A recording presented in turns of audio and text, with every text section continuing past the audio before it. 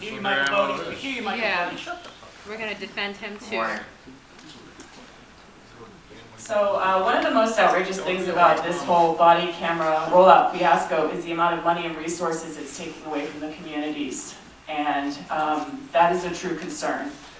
$69 million is the amount that it is projected to cost, and that doesn't take into account the money that will be needed to store the data and to review it, that we've already kind of heard you all talking about at the last meeting, and then at the focus group since then. We hear you talking about how much money is going to be needed for those systems to store the data and to review it. So we already have that on the horizon. That's another cost that's going to be coming, that the community is going to have to pay for, millions of dollars for these systems that are going to be used to further surveil and stalk people and inflict trauma on communities, rather than putting that money back into the communities and actually giving it back to the people that you are inflicting trauma on the most.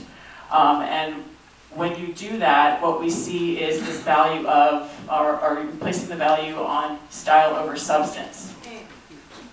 And we see that a lot in this room when you all put more focus on reports and on technology and unveiling these reports and technology and rolling them out, and not actually looking at research into how these are impacting the communities. So my question to you all is, where is the research on that?